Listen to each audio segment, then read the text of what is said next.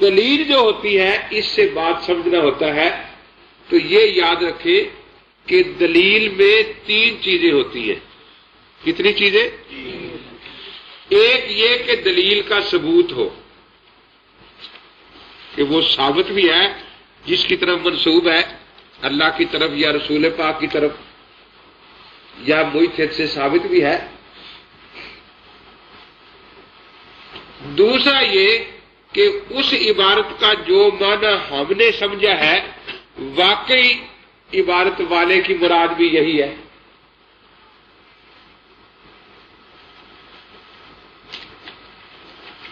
تیسرا یہ کہ ہم اس پر عمل کرنے کے مخاطب بھی ہیں۔ مثلا حدیث پر عمل کرنے کے لیے ہمیں 3 باتوں کی ضرورت پڑتی ہے۔ ایک تو یہ ثابت ہو کہ یہ حدیث اللہ کے نبی پاک سے ہے۔ دوسرا یہ جو معنی ہم نے سمجھا ہے حضرت کی مراد بھی یہی ہے۔ تیسرا یہ کہ ہم اس پر عمل کرنے کا ہمیں حکم بھی ہے۔ دیکھو نا، بعض منسوخ ہوتی ہے۔ اب بیت المقدس کی طرف منہ کر کے نماز پڑھنے والی حدیث تو کتاب میں ہے نا، لیکن ہمیں اس پر عمل کا حکم تو نہیں ہے نا۔ حدیث ثابت بھی ہے یقیناً، اس کا معنی بھی ہمیں آتا ہے، لیکن اس پر عمل کرنے کا ہمیں حکم نہیں ہے۔ پہلی بات جو ہے، جب مدعی دلیل بیان کرے گا، مناظرے میں 2 فریق ہوتے ہیں، ایک کو مدعی کہا جاتا ہے، ایک کو سائل کہا جاتا ہے۔ کیا کہا جاتا ہے؟ سائل۔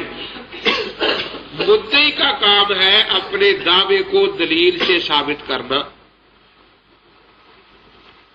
سائل کا کام ہے اس دعوے کا رد کرنا، اس کی دلیل کا۔ اب مدعی دلیل بیان کرے گا، اس میں پابندی رکھنی ہے کہ اس مدعی کا دعویٰ کیا ہے۔ اگر وہ کہتا ہے میں صرف قرآن کو دلیل مانتا ہوں تو اسے قرآن سے باہر نہ نکلنے دو۔ پھر کہتا ہے میں صرف قرآن حدیث مانتا ہوں، اس کو اس سے باہر نہ آنے دو۔ اگر کہتا ہے میں 4 دلیلیں مانتا ہوں، اس کو 4 سے باہر نہ نکلنے دو۔ جو اس کا دعویٰ اس کی پابندی تو ضروری ہے نا۔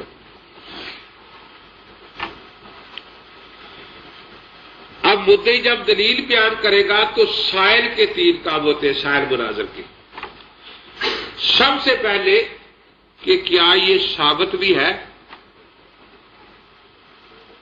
تو اس کو مناظرے کی اصطلاح میں منع وارد کرنا کہتے ہیں کہ لا نسلم، میں نہیں مانتا یہ حدیث صحیح ہے، ثابت کرو صحیح ہے۔ تو یہ پہلا مرحلہ ہوتا ہے تحقیق کا، کہ پہلے یہ مانا جائے کہ اس کا ثبوت بھی ہے یا نہیں، اس کو منع وارد کرنا کہتے ہیں۔ اور دوسرے نمبر پر اگر وہ ثابت ہو جائے تو ابھی مسئلہ ثابت نہیں ہوا، کیونکہ ابھی اس کے معنی میں بحث ہے۔ دیکھو نا، قادیانی جتنی آیتیں قرآن کی پیش کرتے ہیں وفات مسیح علیہ السلام پر، ان کے ثبوت میں تو کوئی شبہ نہیں نا کسی کو، یقیناً ثابت ہے۔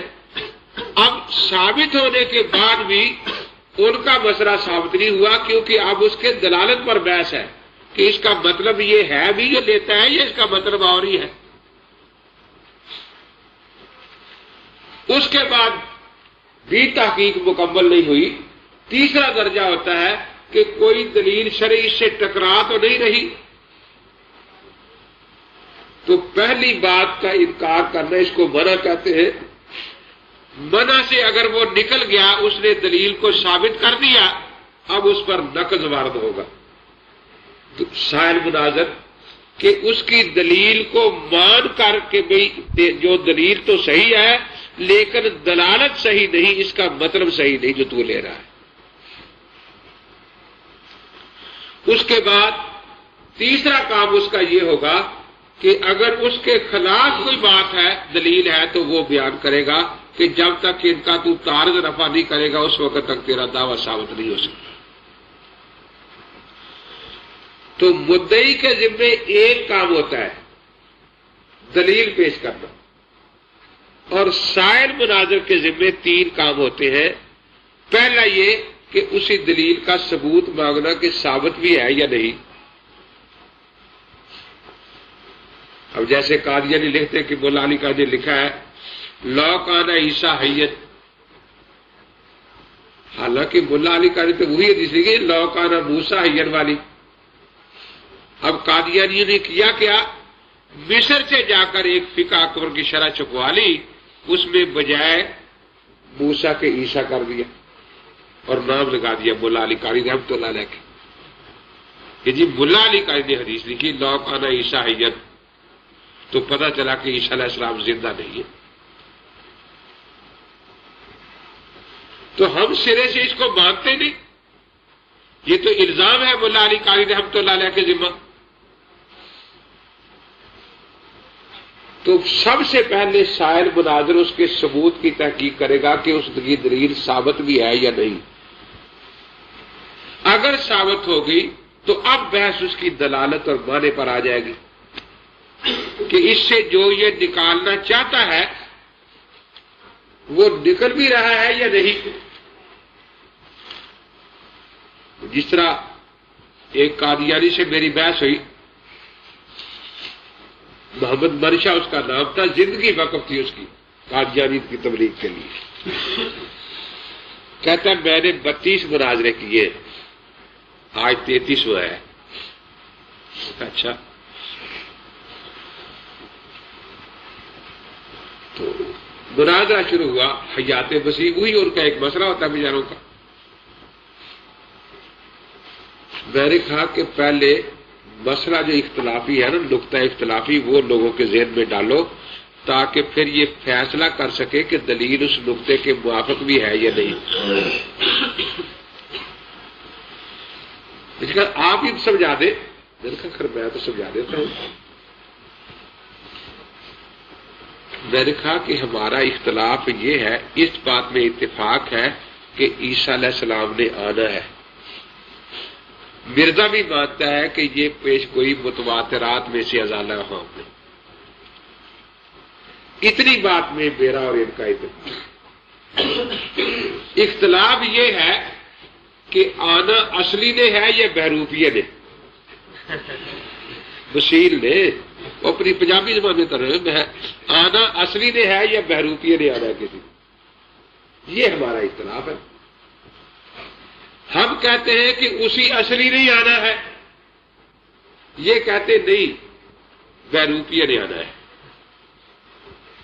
اب بہروپیوں کو لانے کے لیے یہ انہوں نے گھڑا کہ پہلے کیوں آنا ہے بہروپیہ، یعنی اصلی کیوں نہیں آنا کہ جی اصلی فوت ہو گیا ہے، اب ایک بہروپیہ آئے گا. تو میں نے کہا یہ بالکل ایسے ہی بنا جیسے ایک آدمی فوت ہو گیا ہے، دوسرا آدمی کہتا ہے کہ جی میں اس کا وارث ہوں، اس کی جائیداد میرے نام لگا دی جائے. اب عدالت اس سے 2 سرٹیفکیٹ مانگے گی، ایک یہ کہ یہ سرٹیفکیٹ لاؤ کہ وہ فوت ہو گیا ہے، اور دوسرا یہ کہ تو اس کا کیا لگتا ہے. یہ بھی سرٹیفکیٹ ہونا چاہیے نا.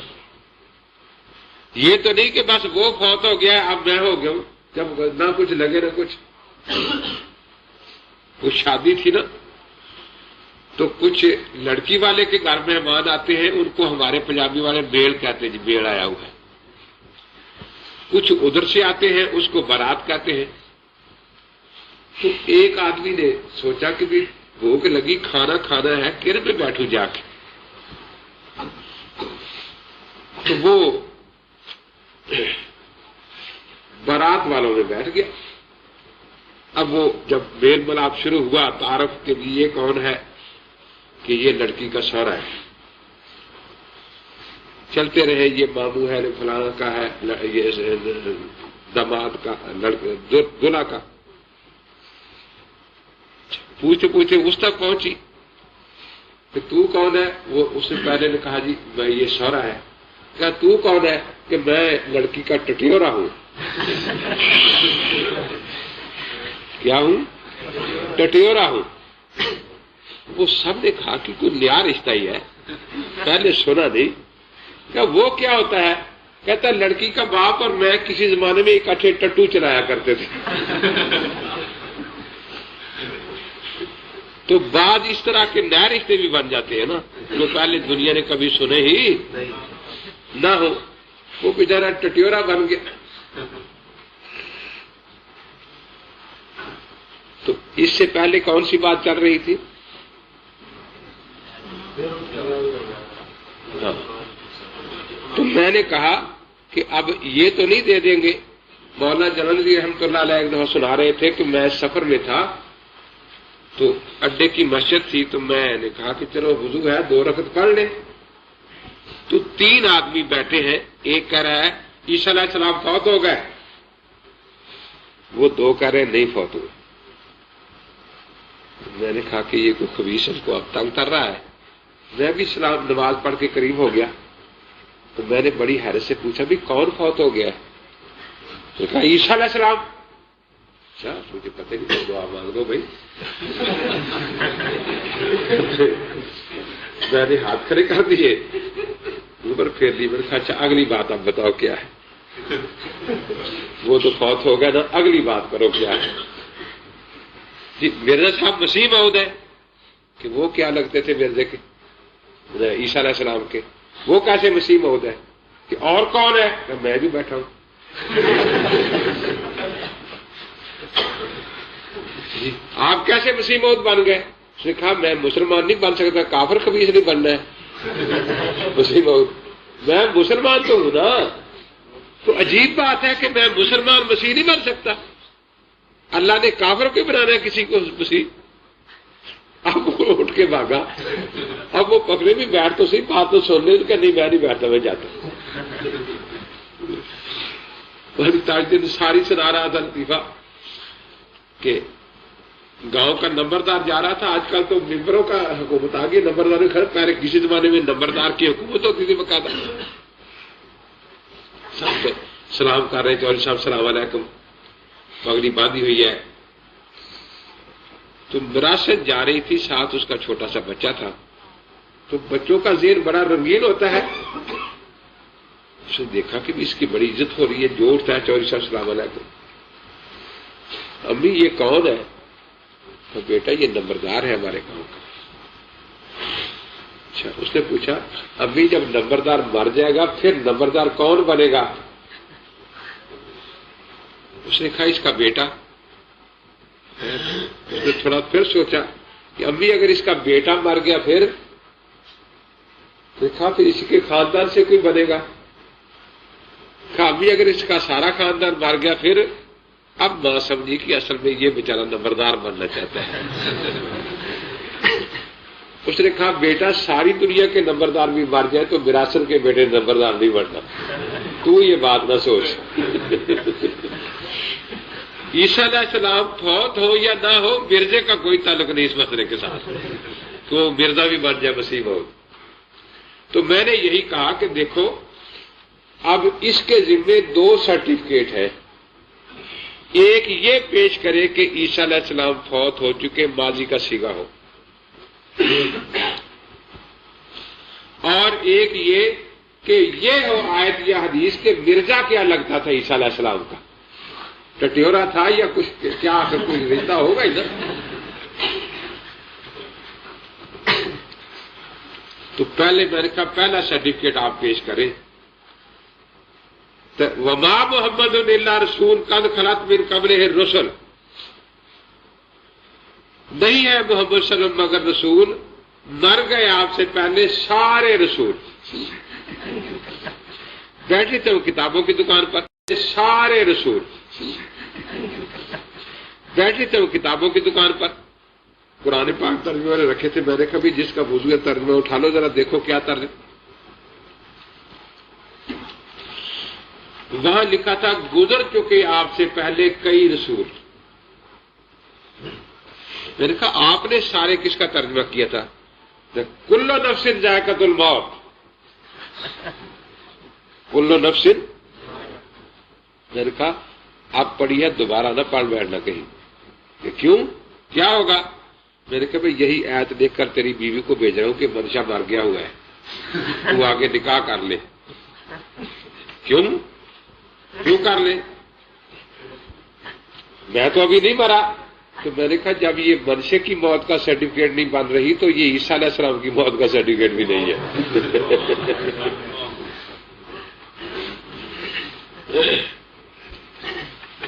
اب کہتا ہے جی میں وہ آیت پیش میں عیسیٰ علیہ السلام کا نام ہو. میں نے کہا نام میں سرٹیفکیٹ میں نام ہوتا ہے، آپ وہی پیش کریں. وَإِذْ قَالَ اللَّهُ يَا عِيسَىٰ إِنِّي مُتَوَفِّيكَ. اب آیت پڑھ کے تو لوگوں سے کہتا ہے یہ مولوی بڑے ضدی ہوتے ہیں، سچی بات ماننا ان کی قسمت میں نہیں ہے. دیکھو آپ سارے جانتے ہیں کہ ہر شہر میں ہر گاؤں میں ایک رجسٹر ہوتا ہے جس پر لکھا ہوتا ہے پیدائش اور موت کا رجسٹر. اس میں لکھا تھا متوفی فلاں، متوفی فلاں، متوفی فلاں، متوفی فلاں. تو وہاں آپ اس کا معنی کیا کرتے اس لفظ کا؟ کہتے مرا ہوا. کہتے دیکھو تم سب مان گئے ہو، مولوی بالکل نہیں مانے.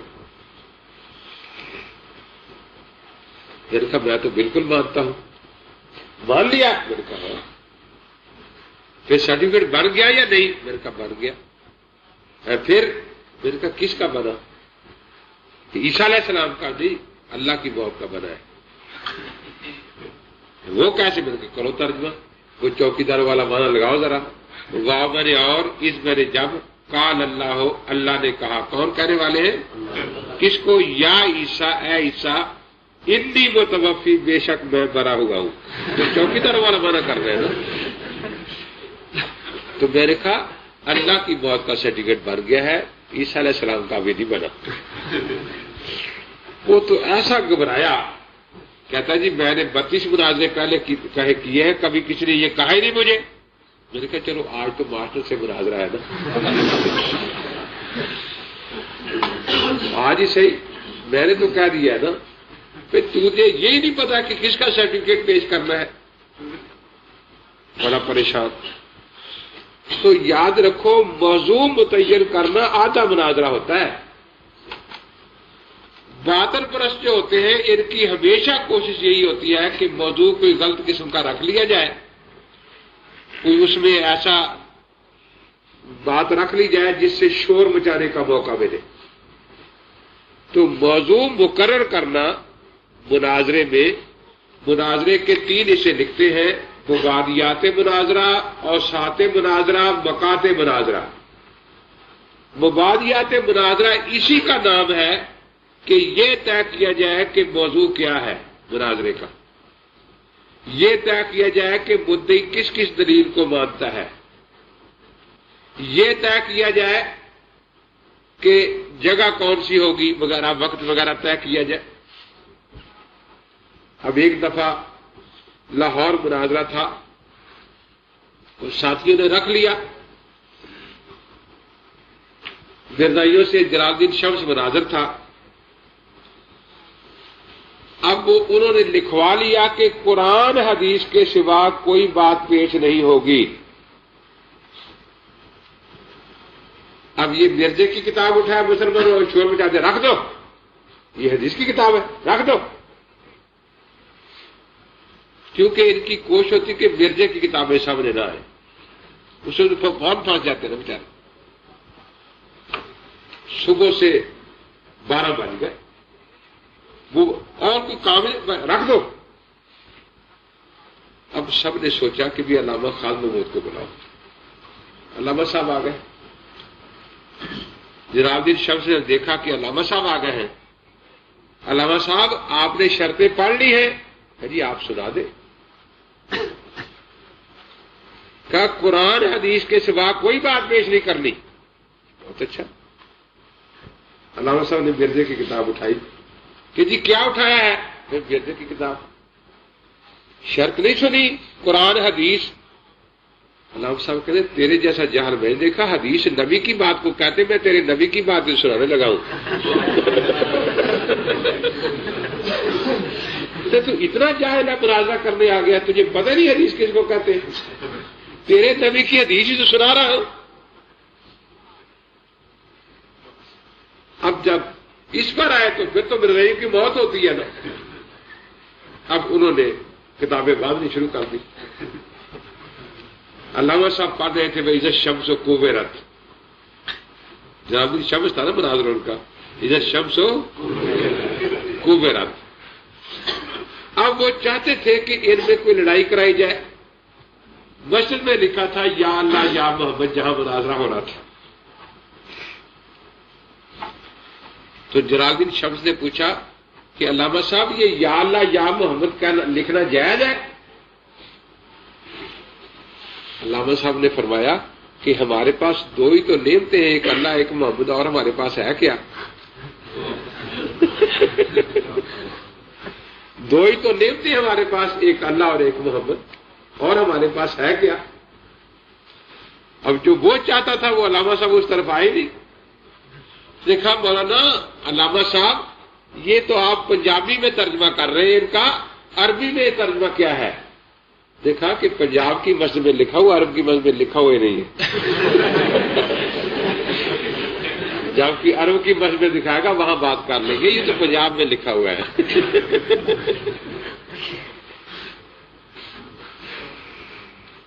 تو مبادیات مناظرہ میں دعویٰ کی تشریح اور تفصیل ہوتی ہے، اس لیے مبادیات بھی مناظر کو طے کرنے چاہیے.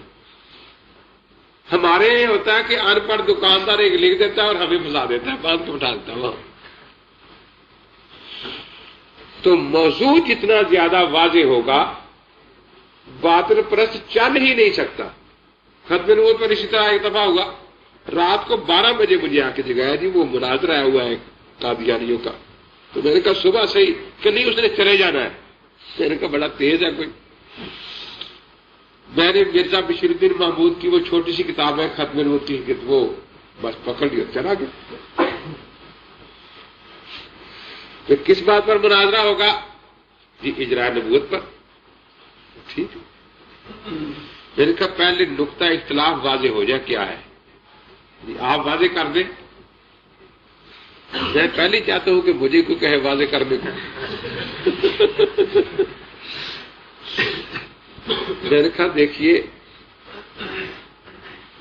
مرزا قادیانی یہ کہتا ہے کہ حضرت کے بعد غیر مسلموں میں کسی قسم کا نبی نہیں آ سکتا، نہ صاحب شریعت نہ صاحب غیر تشریع، غیر مسلموں میں. ٹھیک ہے بات کہ جی بالکل ٹھیک ہے. مسلمانوں میں صاحب شریعت نبی نہیں آ سکتا. دوسری بات جی یہ بھی ٹھیک ہے. غیر تشریعی نبی آ سکتا ہے، لیکن اس کے لیے بھی ایک مرزا صاحب خاص ہے، اس نام کے لیے اور کوئی یہ نام استعمال نہیں کر سکتا. بالکل ٹھیک ہے. میں نے 2-3 دفعہ لوگوں میں بات دہرا دی. میں نے کہ اچھی طرح سمجھ لو 3 باتیں ہو گئی ہیں.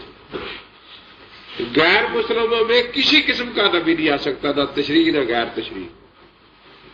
مسلمانوں میں آ سکتا ہے لیکن غیر تشریعی صاحب شریعت نہیں آ سکتا. اور غیر تشریعی بھی تھوک کے حساب سے نہیں آئے کہ ایک ورد ہی آ جائے بس. ٹھیک ہے جی. دیکھا اب یہ جو بیٹھے بیچارے دیہاتی لوگ ہیں ان کو یہ نہیں پتا کہ تشریعی نبی کسے کہتے ہیں، غیر تشریعی کسے کہتے ہیں. میں نے پوچھو کسی کو پتا ہے؟ کہنے لگے جی ہمیں تو پتا نہیں. تو میں نے کہا جب تک یہ نہ سمجھیں گے اس وقت تک کیا پتا ان کو لگے گا بیچاروں کو کہ دلیل دعوے کے مطابق ہے بھی یا نہیں. تو کہیں گے یہ بھی آپ ہی سمجھا دیں. چلو میں سمجھا دیتا ہوں. وہ مرزا بشیر احمد کی وہ نکالی میں نے ختم کی حقیقت، اس میں لکھا تھا وہ حدیث جو ہے کہ اللہ تعالیٰ نے 1,24,000 نبی بھیجے جن میں 313 رسول تھے. اس پر لکھتا ہے کہ رسول صاحب شریعت کو کہتے ہیں اور نبی وہ جو خود صاحب شریعت نہ ہو دوسرے صاحب شریعت کی تبلیغ کرے. میں نے کہا یہ صحیح لکھا ہے. بالکل صحیح لکھا ہے. میں نے کہا اب دیکھو خلاصہ کیا نکلا کہ غیر مسلموں میں رسول آ سکتا ہے نہ نبی. مسلمانوں میں رسول نہیں آ سکتا، نبی آ سکتا ہے. رسول نبی آ سکتا ہے. اگر کوئی رسول ہونے کا دعویٰ کر دے وہ کافر ہے. بالکل ٹھیک ہے جی. ابھی تک اسے پتا نہیں تھا کہ میں نے اسے کہاں باندھا ہے. میں نے کہا اچھا اپنے دعوے کے پہلے حصے پر کوئی دلیل بیان کرے کہ نہیں آ سکتا رسول نہیں آ سکتا. کہتا ما کان محمد ابا احد من رجالکم ولکن رسول اللہ وخاتم النبیین. اب اگر میں یہ آیت پڑھتا تو وہ 100 نخرے کرتا اس کے ترجموں میں. اب طریقہ میں نے یہ رکھا کہ آیت پڑھی وہ اور ترجمہ بھی وہی کرے جو مجھے چاہیے. اس نے ترجمہ بھی کر دیا کہ حضرت رسول پاک صلی اللہ علیہ وسلم کسی مرد کے باپ نہیں، آپ اللہ کے رسول ہیں اور آخری نبی ہیں. میں نے کہا آپ کو شاید دعویٰ یاد نہیں رہا اپنا. آپ نے آیت یہ نہیں پڑھی تھی خاتم، پڑھی تھی خاتم المرسلین، اور نبی تو آنے ثابت کرنے تھے آپ نے تو الٹ کام کر لیا ہے. اب وہ گھبرایا، کہتے جی یہ کیا ہو گیا؟ وہ مناظرہ ہو رہا ہے اور تو کچھ نہیں ہو رہا. جی آپ نے مجھے چکر دے دیا ہے. میں نے کہا چکر تو ساری عمر مرزا دیتا رہے، ہمیں تو چکر دینے آتے ہی نہیں. تو چکر باز نبی چکر دیا کرتا ہے جس کے چکر میں آپ آئے ہوئے ہیں. اب وہ کھڑا ہو گیا، بس جی بس میں نہیں آگے چل سکتا جی، یہ پتہ نہیں کیا قصہ یہ آپ نے کر کیا دیا ہے. تو مجھ سے وہ ترجمہ بھی کروا لیا ہے. تو بات ہی اصل میں یہ ہے کہ مناظرے میں کامیابی کا اصول یہی ہے کہ دعویٰ اس طرح عوام میں واضح کیا جائے کہ جس میں وہ خود بخود ہی پھنس جائے. تو مبادیات مناظرہ میں اسی دعوے وغیرہ کی تعین ہوتی ہے، اور ساتھ مناظرہ کہتے ہیں جس میں دلیل ادھر سے بیان ہوتی ہے اور شاعر 3 کام کرتا ہے: منع، نقض، معارضہ. اور بقات مناظرہ ہے کہ ان اصولوں پر اتفاق ہو جائے جن کو دونوں مانتے ہیں، پھر فیصلہ ہوگا کہ دعویٰ ثابت ہوا ہے یا ثابت نہیں ہوا. تو اصول مناظرہ میں مدعی کا ایک ہی کام ہوتا ہے اور شاعر کے مختلف کام ہوتے ہیں، 3 میں نے بتایا. اور ترتیب بات، کوئی بات بھی آپ اصول سے کریں گے تو اس کا نتیجہ ضرور نکلے گا. دیکھو عدالت میں بھی یہی 2 فریق ہوتے ہیں، مدعی اور مدعا علیہ. لیکن عدالت کچھ نہ کچھ فیصلہ ضرور کرتی ہے. کیوں؟ اس میں تنقیح دعویٰ کی تاریخ بالکل الگ ہوتی ہے کہ دعوے کا نقطہ جو ہے وہ واضح ہو جائے. پھر وہ دعوے کا دیکھا کہ اب اس کے ذہن سے وہ سوال نکل گیا ہے تو پوچھا نواب صاحب یہ مسجد کا دروازہ کتنے قدم ہوگا یہاں سے؟ کہ 100 قدم ہوگا. 110 نہیں ہو سکتا جی، 110 بھی ہو سکتا ہے. تخمینہ اندازہ ہی ہے نا کہ 98 قدم نہیں ہو سکتا جی، 98 بھی ہو سکتا ہے. اچھا پھر باتیں شروع ہو گئی.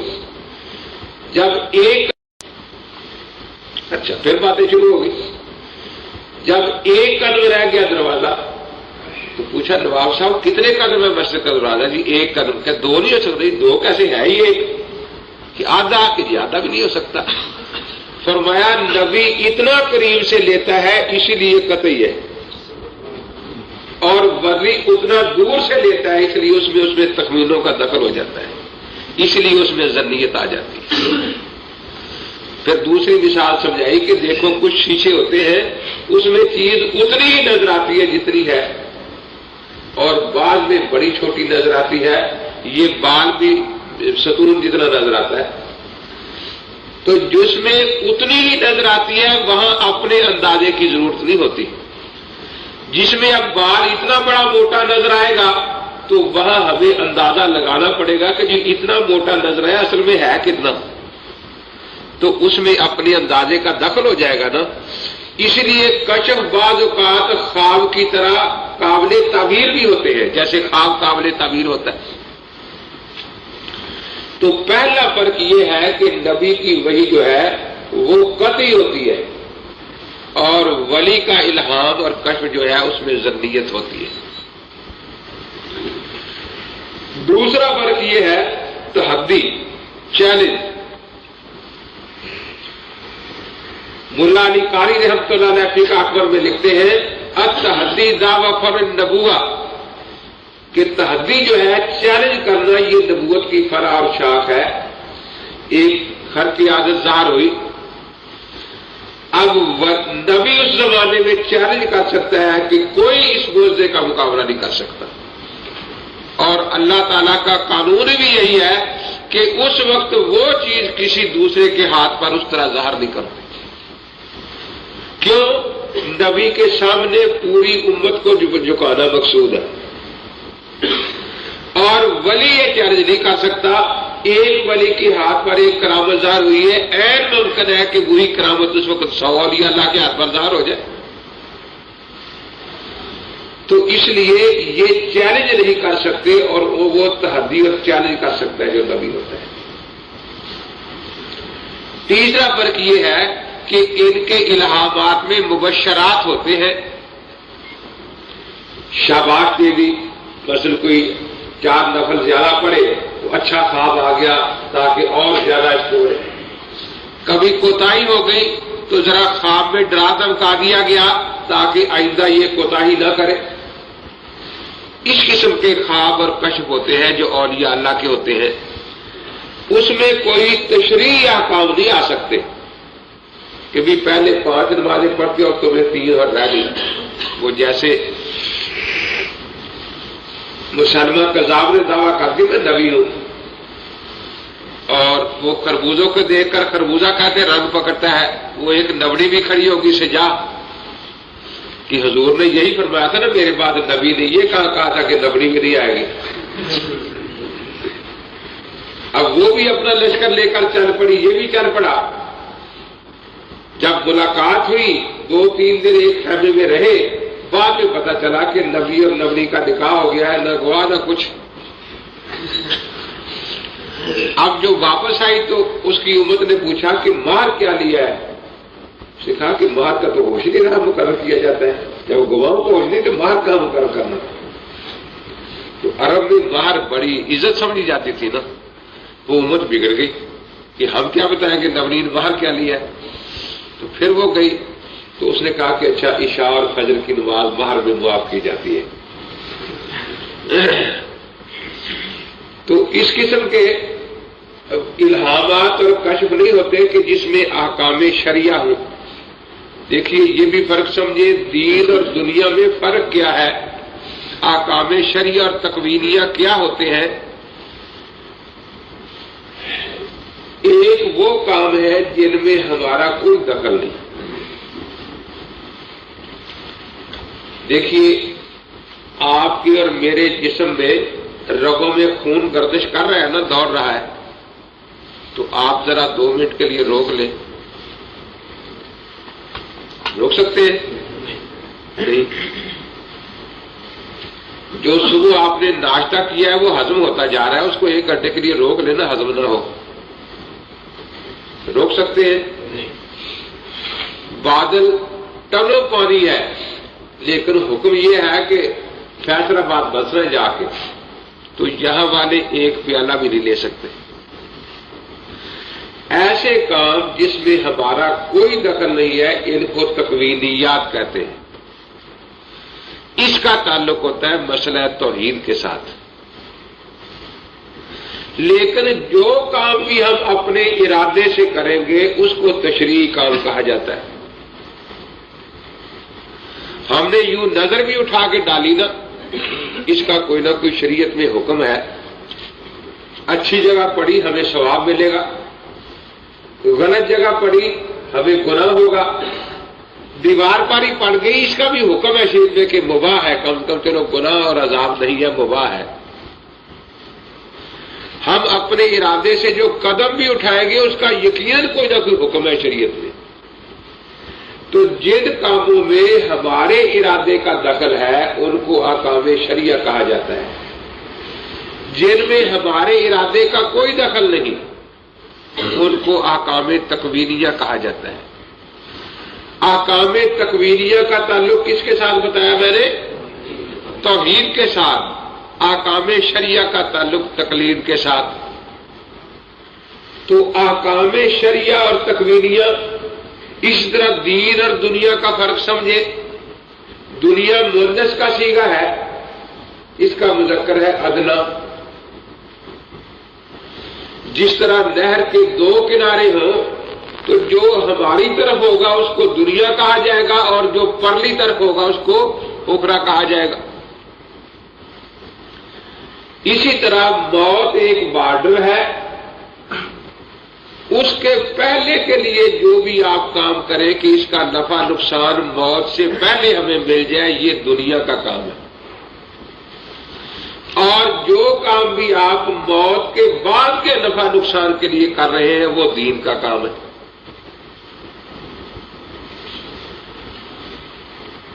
آپ ایک بڑھیا ہے یا بوڑھا آدمی ہے، اس کا بوجھ اٹھا کر ساتھ چلتے ہیں اس نیت سے کہ اللہ تعالیٰ مجھے اجر عطا فرمائیں گے، تو بظاہر یہ دنیا کا کام ہے نا، لیکن یہ دین بن گیا کیوں؟ آپ کی نیت اچھی تھی۔ لیکن آپ نے یہی کام کیا اس نیت سے کہ چلو گھر جائیں گے، شاید اس کی کوئی نوجوان لڑکی ہو تو ذرا آنکھ تازی کر لیں گے۔ اب یہ دین نہیں، خالص دنیا ہے۔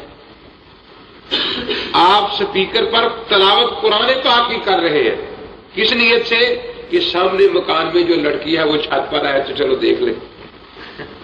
اب بے شک آپ قرآن پڑھ رہے ہیں، لیکن یہ خالص دنیا ہے، یہ دین نہیں ہے۔ تو دین اب نماز روزہ جتنے بھی فرائض ہیں ان کا اصل اجر جزا سزا تو آخرت میں ملنی ہے نا، ان کو احکام تشریعہ کہا جاتا ہے۔ یہی سے ضمن یہ بات سمجھ لے، آج کل بڑا شور مچا ہوا ہے تعویذوں کے بارے میں، تو تعویذ دنیا کی چیز ہے، دین کی نہیں، مسئلہ سمجھے۔ اس لیے محدثین جب بھی لاتے ہیں تو طب اور تعویذ کا باب اکٹھا لاتے ہیں۔ تعویذ لوگ اسی لیے لیتے ہیں کہ جی سر میں درد ہے، کسی نے یہ نہیں لیا کہ جی قبر کا عذاب معاف ہو جائے تعویذ دے دو، اسی لیے لیتے ہیں جی بخار ہے اس کا تعویذ دے دو، یہ نہیں لیتے کہ دوزخ سے بچو اس کا تعویذ دے دو۔ تو یہ ایک دنیاوی طریقے علاج ہے، اس لیے اس کا دین کے ساتھ کوئی تعلق نہیں۔ ہاں دفع ضرر کے اسباب تین قسم کے ہوتے ہیں، ذرا تفصیل تھوڑی سمجھ لیں۔ کتنے قسم کے؟ یقینی، ظنی، وہمی۔ یقینی تو وہ ہے جیسے غذا وغیرہ، 10 آدمی پیاسے تھے، 10 نے پانی پی لیا، 10 ہی کی پیاس بجھ گئی۔ 10 آدمی بھوکے تڑپ رہے تھے، کھانا کھا لیا، 10 کا ہی پیٹ بھر گیا نا، بھوک ختم ہو گئی، ضرر ختم ہو گیا، دکھ تکلیف دور ہو گئی۔ یہ ہے یقینی اسباب، غذا وغیرہ۔ دوسرا ہے ظنی، دوا۔ 10 بیمار آئے ایک ہی بیماری کے، ان کو ایک ہی دوا دی، 6 کو شفا ہوئی، 4 کو نہیں ہوئی، اس لیے اس کو ظنیات سمجھا جاتا ہے۔ اور تعویذ اس سے بھی آگے ہے وہمیات میں، کہ مولانا لکھ رہے ہیں تو اثر ہوتا ہے، ہم دیکھ دیکھ کے لکھتے ہیں تو اثر نہیں ہوتا۔ یہ تعویذ کا تعلق انا عند ظن عبدی بھی کے ساتھ ہوتا ہے۔ جتنا ظن کمی ہوگا لکھنے والے کا اتنا ہی تعویذ جلدی اور زیادہ اثر کرے گا، اور جتنا ظن کمزور ہوگا اسی لیے عورتوں کے تعویذ زیادہ اثر کرتے ہیں، کیونکہ ان کا ظن جلدی کمی ہو جاتا ہے۔ یہ چلے وغیرہ جو کرتے ہیں وہ اسی ظن کو کمی کرنے کے لیے ہوتے ہیں۔ تو دفع ضرر کے 3 اسباب ہوئے، یقینی، ظنی اور وہمی۔ تینوں میں ہم جواز اور عدم جواز کے قائل ہیں۔ بہت سی خوراکیں ہیں جن کو ہم حرام کہتے ہیں، خنزیر حرام ہے، بکرا حلال ہے، تو حرام حلال کی تقسیم ہے نا غذا میں۔ دوا میں بھی ہے، اگر وہ ناپاک ہے تو ہم اسے ناجائز کہیں گے۔ اسی طرح تعویذ میں اس بات میں تو ہم کہیں گے کہ اگر اس کی عبارت شرکیہ ہے، اس کی عبارت غلط ہے، تو پھر ہم اس کو غلط کہیں گے، اگر صحیح ہے تو صحیح کہیں گے۔ لیکن ہے یہ دنیوی طریقے علاج، اور دنیوی طریقے علاج سے مطلب مسئلہ کیا سمجھ آیا کہ جیسے ایسپرو کا ذکر حدیث میں ہونا ضروری نہیں، نیرو بیان کا نام قرآن حدیث میں آنا ضروری نہیں، جس طرح آپ کے کھانے سارے تجربات پر مبنی ہیں، آپ نے جتنے نام رکھے اپنی طرف سے رکھے ہوئے نا، یہ قورمہ ہے، یہ پلاؤ ہے، یہ زردہ ہے، یہ بریانی ہے، اس طرح طبیبوں نے بھی تجربہ کر کے کہ یہ دوا اس کے لیے مفید ہے، یہ دوا اس کے لیے مفید ہے، ان کے نام بھی رکھ لیے۔ تو جس طرح ایسپرو کا حدیث میں ہونا ضروری نہیں، اس طرح پندریہ تعویذ کا بھی حدیث میں ہونا ضروری نہیں، کیونکہ دنیوی طریقے علاج ہے، ان کا ایک تجربہ ہے۔ صرف یہی دیکھا جائے گا، دنیوی کاموں میں یہی ہوتا ہے کہ آپ جس طرح چاہے کھانا کھائیں پکا کر، لیکن حلال ہو، حرام نہ ہو۔ تجارت ہے، آپ دنیا میں کرتے ہیں، جس طریقے سے چاہے کریں، صرف دو پابندیاں ہیں، اس وقت شریعت آپ کا ہاتھ پکڑے گی کہ اس میں جوا نہ ہو جائے، سٹا نہ آ جائے، یہ سود نہ آ جائے۔ اگر آپ کے تجارت کے طریقے میں سود آ جائے گا، اب شریعت روکے گی کہ سود کو شریعت حرام کہتی ہے۔ اگر جوا وغیرہ آ جائے گا، اب شریعت کہے گی کہ یہ ناجائز ہے۔ اس کے علاوہ آپ اکٹھے کر تجارت کریں، اکیلے کریں، جس طرح بھی کریں، ہر علاقے میں، ہر زمانے میں الگ الگ اس کے انداز ہو سکتے ہیں۔ یہ لباس ہے آپ کا، شریعت آپ کو کچھ نہیں کہتی، آپ شلوار بنا لیں، پاجامہ بنا لیں، جو چاہے بنا لیں، لیکن دو جگہ آپ کو شریعت روکے گی، پکڑے گی، ایک یہ کہ اسراف نہ ہو، ایک تشبہ نہ ہو۔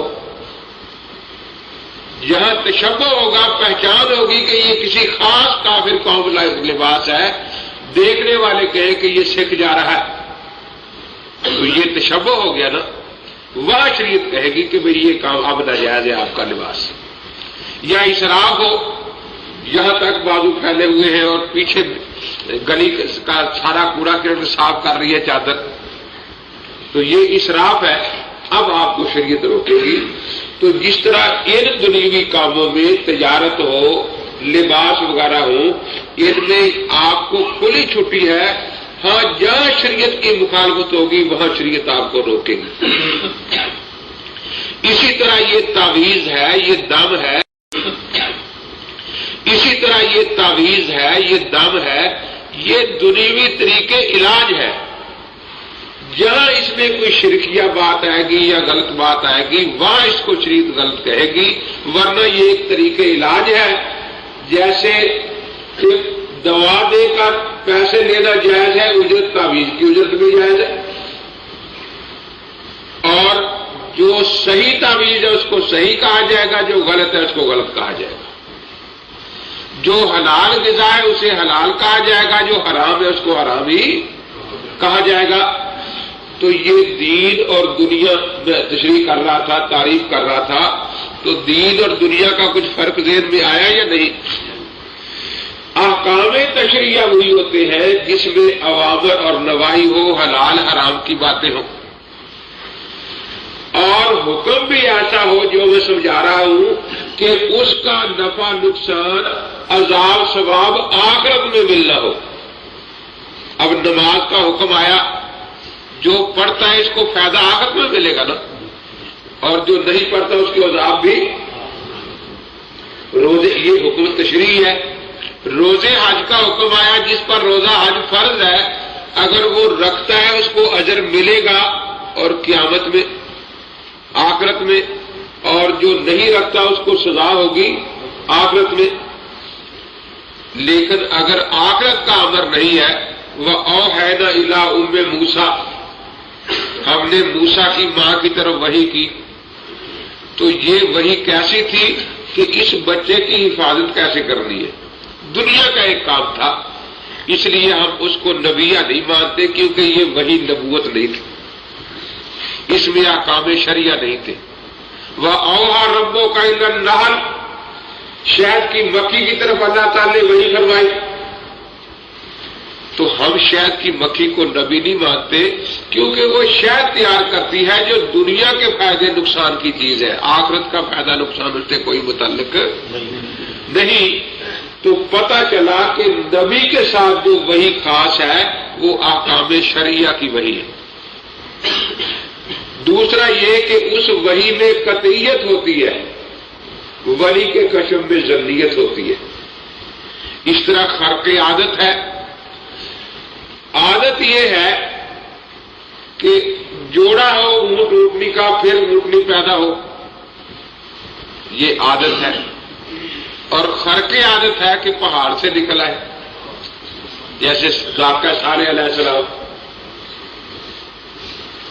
عادت یہی ہے کہ سانپ سپنی کے انڈے سے پیدا ہو، اور خرقیات یہ ہے کہ موسیٰ علیہ السلام لاٹھی پھینک کے سانپ بن جائے، یہ خرق عادت ہے نا۔ عادت یہی ہے کہ نابینے کی آنکھ پر جھلی آ گئی ہے، آپریشن سے یا دوائی سے ہٹا دی جائے تو نظر آنا شروع ہو جائے۔ اور خرقیات یہ ہے کہ عیسیٰ علیہ السلام کا ہاتھ پھر جائے یا یوسف علیہ السلام کی قمیض لگ جائے، تو اللہ تعالیٰ بینائی عطا فرما دے۔ تو یہ عادت اور خرق عادت کا فرق ذہن میں رکھنا چاہیے۔ خرق عادت نبی کے ہاتھ پر ظاہر ہو اس کو معجزہ کہتے ہیں، ولی کے ہاتھ پر ظاہر ہو اس کو کرامت کہتے ہیں، اور اس میں قیاس کا بھی کوئی دخل نہیں۔ ایک ہی وقت میں ایک کرامت ولی کے ہاتھ پر ظاہر ہو جاتی ہے، نبی کے ہاتھ پر نہیں ہوتی۔ قرآن میں ہے حضرت مریم ولیہ ہے، نبیہ نہیں، ان کو بے موسم پھل مل رہے۔ زکریا علیہ السلام نبی ہے، ان کو نہیں مل رہے۔ آصف بن برقیہ صحابی ہے سلیمان علیہ السلام کے، وہ تخت لا رہے ہیں، سلیمان علیہ السلام نہیں لائے بلقیس کا تخت۔ اللہ تبارک و تعالیٰ نے اللہ کے سب سے محبوب پیغمبر حضرت محمد الرسول اللہ صلی اللہ تعالی علیہ وسلم ہے، اور ان کی محبوبہ ترین بیوی سیدہ عائشہ صدیقہ رضی اللہ تعالیٰ عنہ ہے، تو کون عورت ہے جس کو اولاد کا شوق نہ ہو؟ لیکن انہیں بیٹی بھی نہیں دی خامد ہوتے ہوئے بھی، اور مریم کو بیٹا دے دیا بغیر خامد کے۔ عادت یہی ہے کہ مرد عورتوں پھر اولاد پیدا ہو، اور خرق عادت یہی ہے کہ بغیر خامد کے اللہ تعالیٰ بی بی مریم کو بیٹا عطا فرما دے۔ ہم عادت کو عادت سمجھتے ہیں، اور خرق عادت جو ہے اس کو خرق عادت سمجھتے ہیں۔ عادت میں تو کچھ اختیار ہوتا ہے، خرق عادت میں انسان کا کوئی اختیار نہیں ہوتا۔ اب جو نیچریت کی طرف چلے گئے وہ تو کہتے ہیں کہ خرقیات کا ویسے ہی انکار کرتے، ہو سکتا ہی نہیں۔ ہم پوچھتے ہیں کس سے؟ آپ سے یا اللہ سے؟ کہ جی ہو سکتا ہی نہیں۔ ہم پوچھتے ہیں کس سے نہیں ہو سکتا؟ اگر کہیں کہ انسان سے تو ہم پہلے ہی کہتے ہیں کہ انسان سے نہیں ہو سکتا، وہ اللہ کا فعل ہے۔ اور اگر آپ یہ کہیں کہ اللہ سے نہیں ہو سکتا تو پھر گویا آپ نے اللہ کی طاقت اپنے جتنی مانی ہے، اس سے زیادہ نہیں مانی کہ جو میں نہیں کر سکتا وہ اللہ تعالیٰ بھی نہیں کر سکتے۔ ان کا انکار کرنا کہ یہ ہو ہی نہیں سکتا، یعنی اللہ بھی نہیں کر سکتے، اور پھر کہنا کہ جی ہم توحید والے ہیں، یہ بات بالکل غلط ہے۔ جو اللہ کی قدرتوں کا انکار کرتا ہے، اللہ کے علم کا انکار کرتا ہے، وہ توحید کہاں رہی؟ تو اس لیے یہ جو عادات ہے، ایک تو وہ فریق نکلا کہ انکار کر دیا خرق عادات کا بھی۔ اب عادت یہی ہے کہ بھیڑیا بھیڑیے کی طرح آواز نکالے، اور خرق عادت یہ ہے کہ وہ انسانوں کی طرح بول کر باتیں کر رہا ہے۔ ایسے واقعات آتے ہیں نا، بیل کی آواز نکالے، یہ عادت ہے۔ اور بخاری شریف میں وہ واقعہ مشہور ہے کہ بیل بات کر رہا ہے انسانوں کی طرح۔ یہ خرق عادت ہے، تو خرق عادت اللہ کے اختیار میں ہوتا ہے، اور ایک فریق دوسری طرف نکل گیا کہ وہ ایک خرق عادت دیکھی، سب میں مان لی کہ ساری سب کچھ کر سکتے ہیں۔ تو ہم کیا کہتے ہیں؟ عادت اللہ یہی ہے کہ میاں بیوی ہو پھر اولاد پیدا ہو۔ خرق عادت یہ ہے کہ اللہ تعالیٰ نے عیسیٰ علیہ السلام کو بغیر باپ کے پیدا فرما دیا۔ اب جنہوں نے انکار کیا، اتنی موٹی کتاب لکھی عیون زمزم فی میلاد عیسیٰ بن مریم، کہ عیسیٰ علیہ السلام بغیر باپ کے پیدا نہیں ہوئے، یوسف ترخان ان کا باپ تھا۔ اور دوسری طرف کہ جو بھی کنواری حاملہ ہو جائے سمجھے کہ شاید عیسیٰ ہی پیدا ہونے لگا ہے، اس جزیے کو کلیہ بنا لیا جائے۔ ایک واقعہ سنا پڑا کہ بھیڑیا انسانوں کی طرح بات کر رہا ہے، اب یہ کہنا کہ ہر بھیڑیا جب چاہے انسانوں کی طرح بول سکتا ہے، جب چاہے بھیڑیوں کی طرح بول سکتا ہے، اس کو کلیہ قاعدہ بنا لینا یہ بھی غلط ہے۔ ہم اس بات پر پکے ہیں کہ جو عادت ہے اس کو ہم عادت سمجھتے ہیں، اور جو خرق عادت ہے اس کو ہم اللہ تعالیٰ کی خاص قدرت سمجھتے ہیں۔ اگر یہ خرق عادت ولی کی آنکھ پر ظاہر ہو، اس کا نام کرامت ہے۔ اگر یہ نبی کی آنکھ پر ظاہر ہو، اس کا نام معجزہ ہے۔ لیکن فرق وہی جو میں کر رہا ہوں کہ ولی اس کرامت پر چیلنج نہیں کر سکتا، عین اسی وقت 100 ہاتھوں پر ظاہر ہو سکتی ہے، اور نبی اپنے معجزے پر چیلنج کرتا ہے پوری امت کو کہ کوئی ایسا نہیں، اور کسی کے ہاتھ پر وہ معجزہ اس وقت کر کے ظاہر نہیں ہو سکتا۔ تو اس لیے چونکہ یہ بحث بھی نبوت میں آ جاتی ہے نا، معجزات اور خرق عادت کی، تو اس کو سمجھ لینا چاہیے۔ اور یہ میں ہر بار عرض کر رہا ہوں کہ چونکہ یہ خرق عادت ہے، اس میں قیاس کا کوئی دخل نہیں۔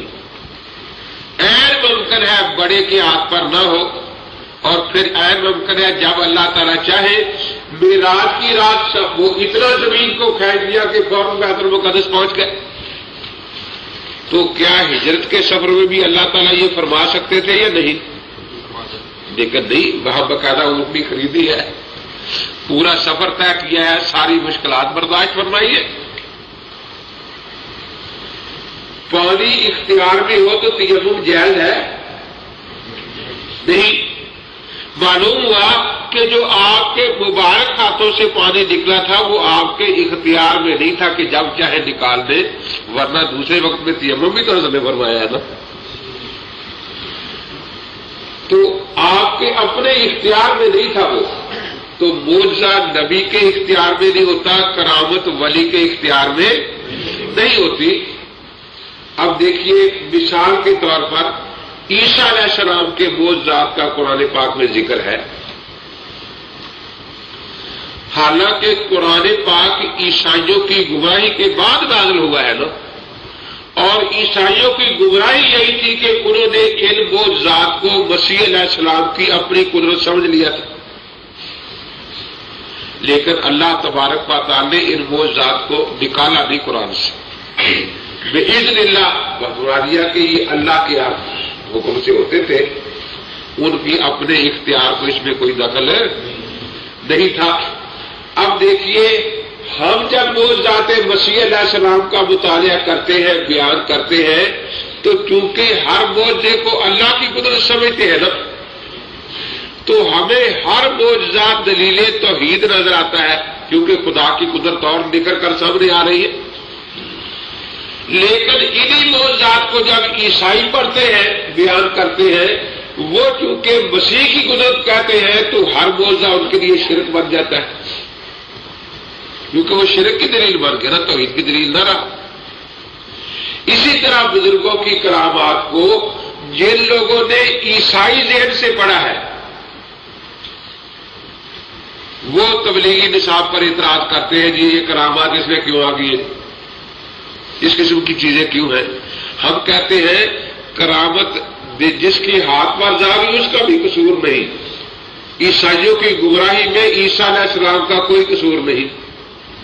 اللہ تعالیٰ نے یہ خلق عادات ظاہر فرمائے، اللہ کا بھی کوئی قصور تو اس عیسائی ذہن کا ہے نا، جو غلط ذہن تھا.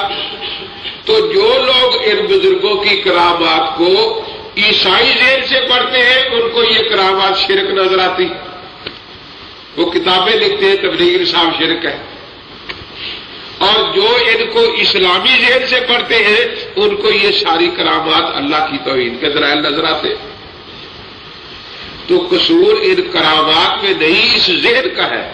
ہم کہتے ہیں کہ اللہ ان کو بھی اسلامی ذہن عطا فرمائے تو یہ کرامات ان کے لیے دلائل توحید بنے گے، دلائل شرک نہیں بنے گے. معجزات مسیح علیہ السلام کی مثال میں عرض کر رہا ہوں اسی لیے. تو اس لیے عادت اور خرق عادت کا فرق ذہن میں رکھنے، آسان سے آسان مثال اس کی خواب سمجھے. کیا مثال سمجھے؟ خواب. کیونکہ خواب کا سب کو تجربہ ہے نا. آپ کو پتا ہے کہ خواب میں ہمارا اختیار نہیں ہوتا. بعض بات اتنا ہوتا ہے کہ دعا مانگی اللہ نے پوری کر لی، خواب دکھا دیا. اب میں چھٹی جماعت کا امتحان جب دے رہا تھا، صبح ریاضی کا پرچہ تھا، رات کو پورا پرچہ خواب میں نظر آیا. کوئی استخارہ نہیں، کوئی دعا نہیں. اور صبح جب گیا تو اسی ترتیب سے سارے سوالات تھے. اس کے بعد جب امتحان ہوتا میں 21 مرتبہ استخارہ پڑھ کے لیٹتا کہ یا اللہ پرچہ نظر آ جائے. کبھی بھی نظر نہیں آیا. بڑی دیر کرتا کہ چلو پرچہ نظر آ جائے، لیکن نہیں آیا. اللہ کے اختیار میں تھا نا، میرے اختیار میں تو نہیں تھا نا. میرا کام تو استخارہ پڑھنا تھا، اس کو قبول کرنا تو اللہ تعالیٰ کے اختیار میں ہے نا. تو جس طرح خواب میں آپ کو تجربہ ہے کہ خواب میں آپ کا کوئی اختیار نہیں.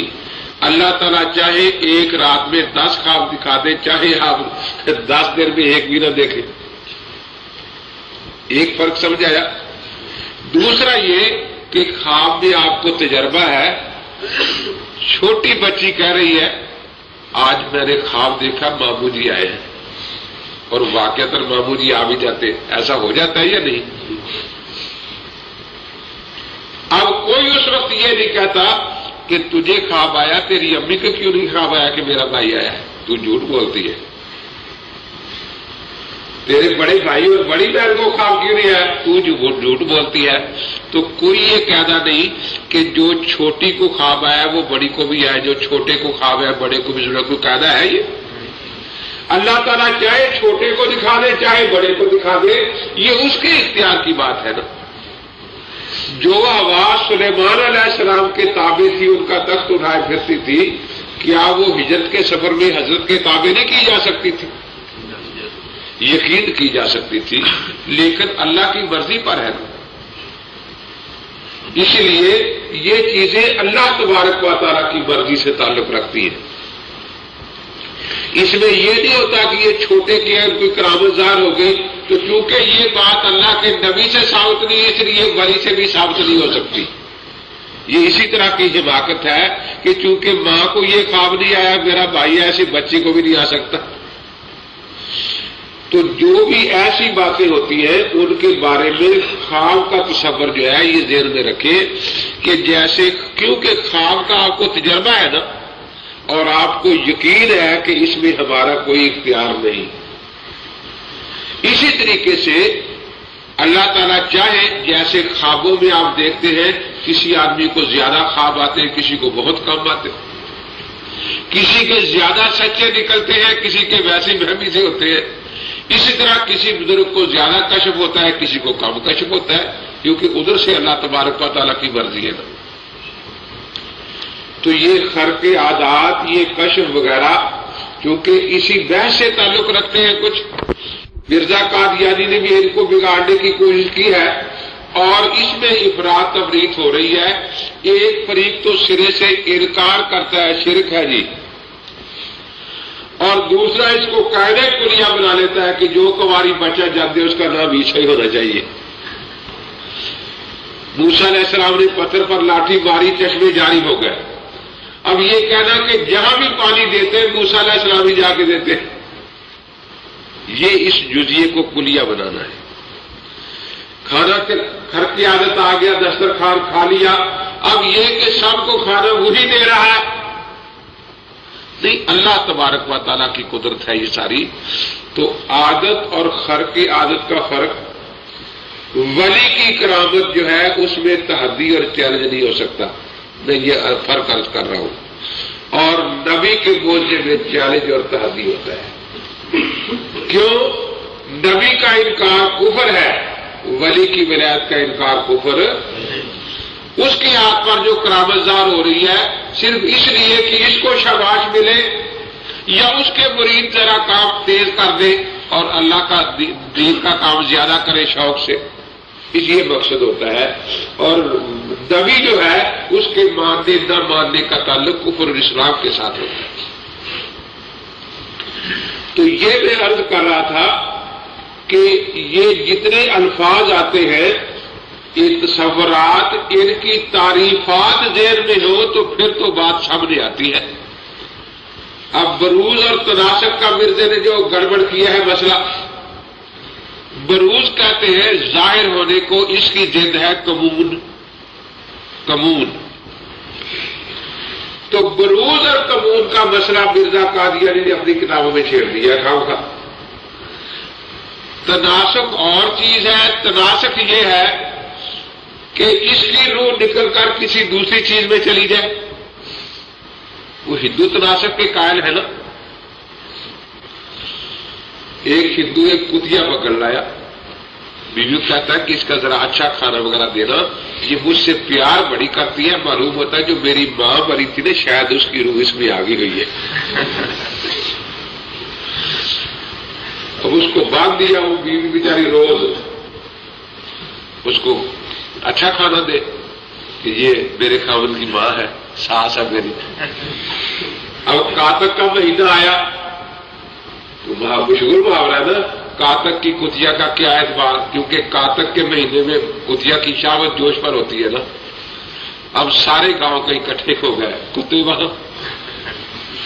وہ بیوی لڑے کہ میں تیری ماں کو تو کھلاتی نہیں، اتنے باپ لے خاوند ساتھ لے، یہ میں کیا کروں اس کو. چلو ایک ماں تو تھی، وہ میری ساس تھی، اس کی خدمت میں کر سکتی ہوں، لیکن جب یہ اتنے خامن لے کر آ گئی ہے یہاں تو میں ان کو کیا کس کو کھلاؤں بھائی. تو تناسق ہندوؤں کا عقیدہ یہ ہے کہ یہ دنیا تناسق کے عقیدے پر آباد ہے، ورنہ دنیا اجڑ جاتی.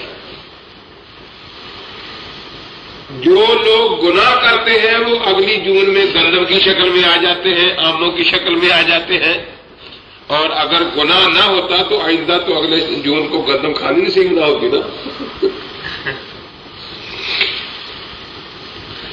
تو تناسق یہ ہے کہ ایک جگہ سے روح نکل کر دوسری جگہ چلی جائے.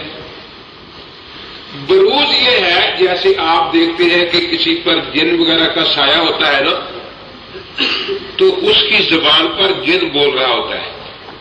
میں نے ایک مریض دیکھا، ویسے عیادت کے لیے میں گیا، وہ اکیلا تھا. میں نے جگانے کی کوشش کی، وہ جاگا نہیں. انگوٹھا پاؤں کا پڑ کر میں نے ہلایا، ہلا. مجھے شبہ ہوا کہ اس پر کوئی اثر ہے. اب میں عامل تو ہوں نہیں، لیکن وہ جو سنی سنی باتیں کہ چلو آیت الکرسی پڑھ لو، سورہ مزمل پڑھ لو. میں سورہ مزمل میں نے پڑھنی شروع کی، اس نے بھی شروع کر دی، حالانکہ اس کو بھی سورہ مزمل بالکل یاد نہیں تھی. اب مجھے اور یقین ہو گیا. جب میں فتح کے جو وکیلہ تک پہنچا تو اس کی زبان بند ہو گئی. میں نے کہا یہی کہا ہوا ہے گا جی. اب میں نے 10-11 مرتبہ پڑھ دیا، پھونک ماری، چیخنے لگا. اب میں جل گیا، مجھے آگ لگ گئی، مجھے یہ ہو گیا، مجھے وہ ہو گیا. تو اب دیکھیے یہ جو سورہ مزمل پڑھ رہا تھا یہ بروز تھا کہ جن کا اثر اس پر ظاہر ہو رہا تھا. اسی طرح ارواح کا کچھ استفادہ ہوتا ہے، اس کو بروز کہا جاتا ہے. اس سے وہ آدمی جن نہیں بن جاتا جن کی چند چیزیں جو ہے وہ وقتی طور پر ظاہر ہوئی اس کے بعد ختم ہوگی، جیسے دورہ پڑتا ہے ختم ہو جاتا ہے۔ اسی طرح روحی استفادہ جو ہے اس کو لفظ بروز سے کہتے ہیں، لیکن یہ تو کہتا ہے کہ مجھ میں مسیح کی روح آ گئی ہے، یہ تناسق ہے۔ اس لیے یہاں پہ اشکالات پیش ہوتے ہیں نا کہ جب نصرت کے ساتھ مرزے کا نکاح پڑا گیا تھا تو روح ایک ہی تھی نا، اور جب مسیح بنا تو روح دو آ گئی۔ اب جب بیوی کے پاس مرزا جاتا تھا تو روحیں دونوں لطف اندوز ہوتی تھی یا ایک؟ تو مسئلہ تو سامنے آئے گا نا۔ اگر ایک ہوتی تھی تو پھر یہ اولاد مسیح کی اولاد نہیں ہے، کیونکہ اس کو تو مسیح کی روح ہوتی نہیں تھی وہاں، اور اگر دونوں ہوتی تھی تو پھر اولاد حلال زادی نہیں ہے، کیونکہ مسیح کی روح کے ساتھ نکاح ہی نہیں تھا اس کا، تو پھر یہ حلال زادی کیسے بن گئی؟ کہتا ہے فتح مسیح میں یسوع مسیح کی روح سما گئی ہے، وہ شریر آدمی ہے۔ اب فتح مسیح میں روح شاہ سما جائے تو شریر، اور اس میں آ جائے تو مسیح بن جائے۔ تو بہرحال بروز کی ضد کمون ہے، وہ برزوا للہ الواحد القہار قرآن پاک میں آتا ہے۔ بروز کا معنی ہوتا ہے کسی چیز کا ظہور ہے، انسان اور اس کی زبان یا اس کے ہاتھ سے کوئی ایسا کام ظاہر ہو رہا ہے جو جن کر رہا ہے، اس بات کو بروز کہتے ہیں۔ یہ وقتی ہوتا ہے، یہ کبھی نہیں سنا گیا کہ کوئی جن واقعتاً حقیقتاً مرزا قادیانی کی شکل میں ساری عمر زندہ رہا، نکاح کرتا رہا، کھاتا رہا، پیتا رہا، یہ بات نہیں ہوتی، بروز نہیں، وقتی چیز ہوتی ہے۔ روحی استفادے کا نام بروز ہے، اس سے زیادہ اس میں کچھ بھی نہیں ہوتا۔ لیکن مرزا قادیانی نے لفظ بروز کا استعمال کیا اور معنی تناسخ والے اس میں ڈال لیے، جو ہندوؤں کا عقیدہ ہے۔ تو اس لیے پہلی بات میں نے آپ کے سامنے واضح کی کہ تصورات جو ہوتے ہیں یہ دوسرے تک بذریعہ تعریف پہنچائے جاتے ہیں، اور تعریفات جانے بغیر آپ اندھیرے میں تو لاٹھی چلا سکتے ہیں، لیکن خود آپ پر بھی بات واضح نہیں ہوگی کہ ہم کیا کہہ رہے ہیں اور کیا نہیں کہہ رہے۔ تعریف کے لیے جامع معنی ہونا ضروری ہے۔ ایک مناظرے میں ایک ساتھی سے میں نے پوچھا بھی سنت کی کیا تعریف ہے؟ السنت ما وعدہ النبی صلی اللہ علیہ وسلم بنفسہ ہی، سنت وہ کام ہے جو حضرت نے خود ہمیشہ کیا ہو۔ میں نے کہا یہ تعریف غلط ہے، نہ جامع ہے نہ معنی ہے۔ کیوں؟ سارے مسلمان مانتے ہیں کہ پانچوں نمازوں کے لیے اذان کہنا سنت ہے، جماعت کے لیے اقامت کہنا۔ حضرت نے ہمیشہ تو کیا کہی، ایک دفعہ بھی خود نہ اذان کہی نہ اقامت کہی، تو تیری تعریف پر نہ اذان سنت رہے گی نہ اقامت سنت رہے گی۔ اور فرائض بھی حضرت ہمیشہ ادا کرتے تھے نا، تو وہ بھی سارے سنت کی مد میں آ جائیں گے۔ یہ تعریف نہ جامع ہے نہ معنی ہے۔ تو میں عرض کر رہا تھا کہ تعریف میں ہمیشہ دو حصے ہوتے ہیں، جب بھی خود تعریف آپ کو کرنی پڑے آپ سوچ کر کریں، دوسرا تعریف کرے سوچے کہ اس میں دو حصے ہیں، مابل اشتراک اور مابل امتیاز۔ آپ گرامر میں پڑھتے ہیں کہ کلمے کی تین قسمیں ہیں، اسم فعل حرف۔ کلمہ بامانہ لفظ کو کہتے ہیں۔ اب ان تینوں میں بامانہ ہونا جنس کے درجے میں ہے، سب میں پایا جاتا ہے۔ آگے فصل اور فرق کیا ہے کہ فعل میں زمانے کی قید ہے ساتھ، کہ ایک زمانہ پایا جائے، اسم میں زمانے کی قید ہے، تو کچھ حصہ اس کا مشترک ہوا نا اور کچھ میں امتیاز ہو گیا۔ فرض اور واجب دونوں ضروری اور لازم ہے، تو جس کا شریعت میں لزوم ثابت ہو اس کو فرض یا واجب کہا جائے گا۔ اب لزوم دونوں میں مشترک ہے، آگے فرق کیا ہے کہ اگر اس کا لازم ہونا دلیل قطعی سے ثابت ہے تو فرض ہے، دلیل ظنی سے ثابت ہے تو واجب ہے۔ حضرت پاک نے جو نوافل ادا فرمائے ان میں بھی یہ دو تقسیمیں ہو گئی کہ جن نوافل پر حضرت نے مبادمت فرمائی ان کو ہم سنت مؤکدہ کہتے ہیں، اور جن پر مبادمت نہیں فرمائی ان کو ہم مستحب کہتے ہیں۔ تو دیکھیے نوافل ہونے میں اشتراک تھا، آگے کچھ فرق آ گیا۔ تو اسی طریقے سے تعریفیں آپ اب پہلے بھی پڑھتے رہے تعلیم الاسلام میں بھی، لیکن اب ان تعریفوں کو ذرا اس ریت سے دیکھنا ہے کہ اس میں کتنا حصہ جو ہے وہ مشترک ہے دوسروں کے ساتھ اور کتنا اس سے علیحدگی والا ہے۔ دو چار تعریفیں آپ اس طرح یاد کر لیں گے تو یہ بات آپ کے ذہن میں اچھی طرح بیٹھ جائے گی کہ تعریف جو ہے اس میں دو چیزیں ہونی چاہیے، جامعیت یہ جنس سے آتی ہے اور مانعیت یہ فصل سے آتی ہے۔ جب آپ اس طرح تعریف سمجھیں گے تعریف آپ پر خوب روشن ہو جائے گی کہ بھی یہ تعریف ہے۔